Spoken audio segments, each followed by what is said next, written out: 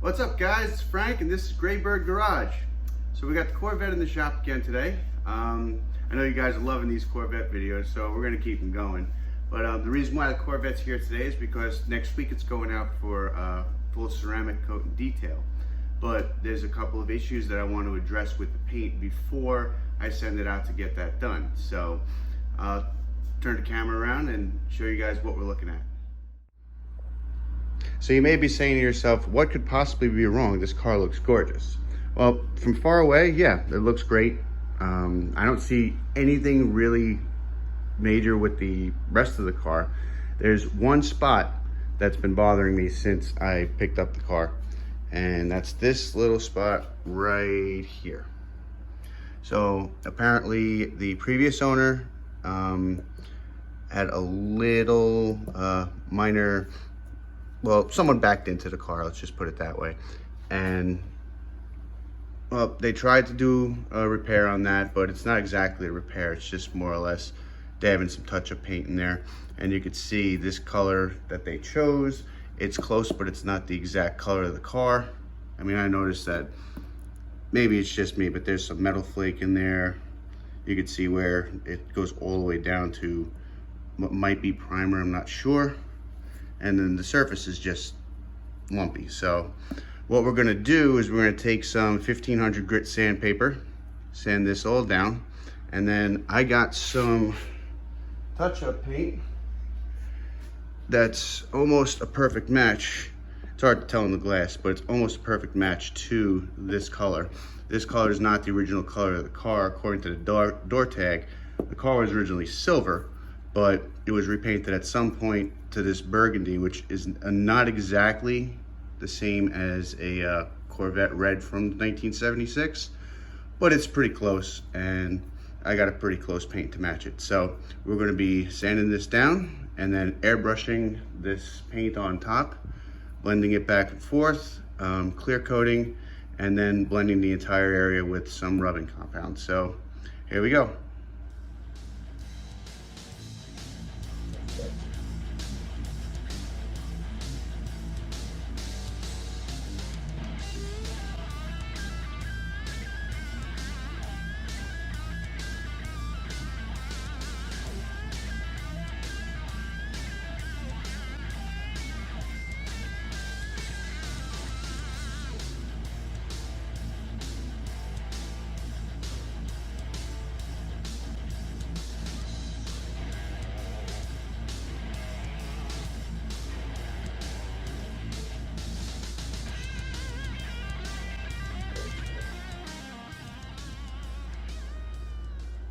All right, so we went over the surface with some 1500 grit sandpaper. You can see it kind of evened everything out. There's still a couple of deeper spots, but that should get filled in as I paint over it. I use, for airbrushing, a Badger Patriot 105. It's a nice all-around paint airbrush. It's gravity feed, uses low pressure. So we'll go ahead and get some paint on here and see how it looks.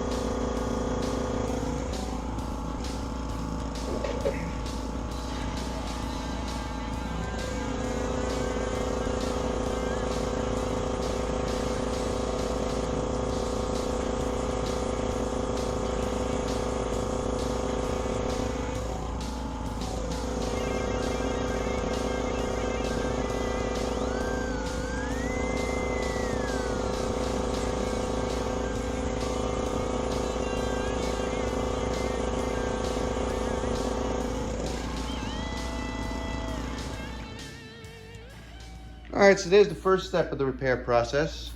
You can see where it's filled in, where it was a little low, and you know, when you're painting, after you sand, you got to feather your paint all the way out to the edge of where you sanded, so that when you come back with your rubbing compound, you can get rid of all that and blend it all together. It's not a perfect 100% perfect match, but luckily for me, this car is only a weekend cruiser and it's not going across the block at Barrett Jackson anytime soon, so I'm not too concerned about that. But it'll be a little bit better than it was prior, and then after the car's ceramic coated, I doubt you're going to see it at all. So we'll come back tomorrow after this is given a full 24 hours to dry, see what it looks like, and then we're going to be putting the clear coat on it, and then probably another day before we put some rubbing compound on it and blend everything together. So stay tuned. All right, so it's the next day. We've given this full 24 hours to dry. You can see everything looks pretty good so far. The next step, according to the paint correction system, is to hit it with some of this ultra cutting cream compound. This is a very aggressive compound. What that's going to do is that's going to help blend these edges all together and smooth out the surface and get it all prepped up for clear coat. So let's go ahead and hit this real quick.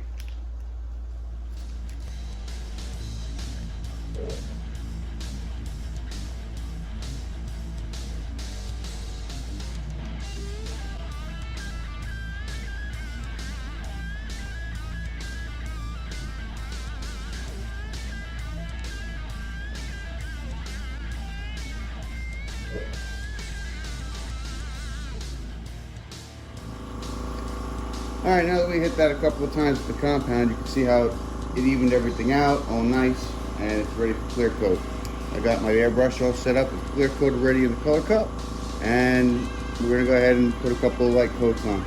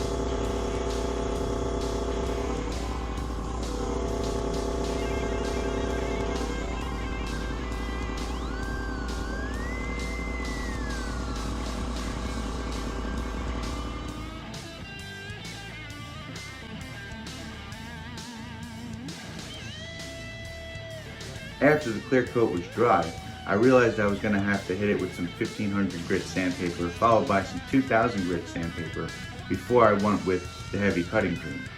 After that, I was able to go with some polishing compound to bring it all together and smooth and even everything out.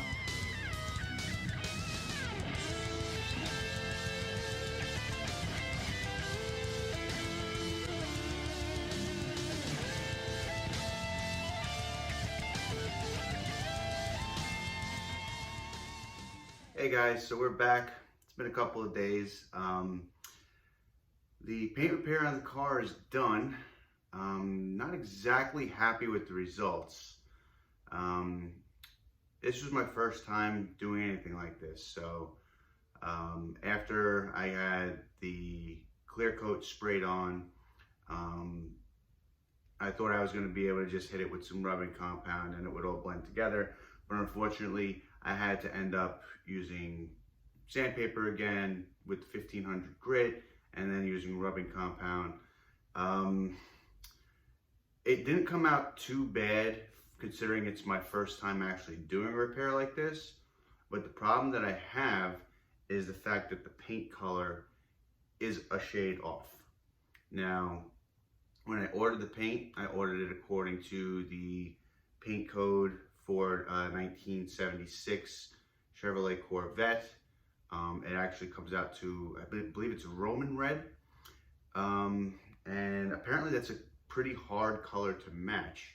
So the color that they sent me was pretty close. When I emailed the customer service, they said that after you apply the clear coat, the shade should darken a little bit, which it did, but it didn't darken nearly as much as it needed to.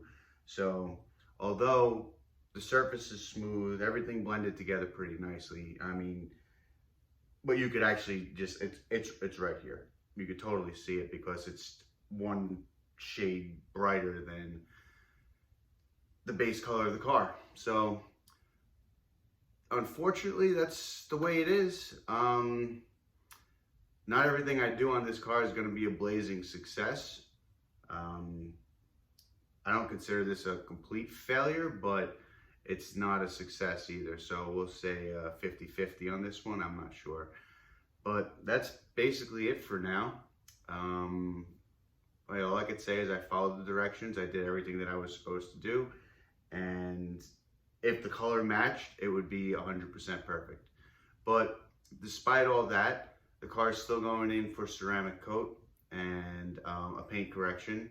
And maybe, I don't know, maybe my detail guy will be able to blend it a little bit better than I was able to, but you're still gonna see it because it's a shade lighter anyway. So, but that's basically it, guys. Hope you enjoyed today's video, and we're gonna keep doing stuff on the car. Whether it's a failure or a success, it doesn't matter. It's all a learning experience, and everything on this car is new to me anyway. So thanks a lot for following and subscribing, and I'll see you guys on the next video.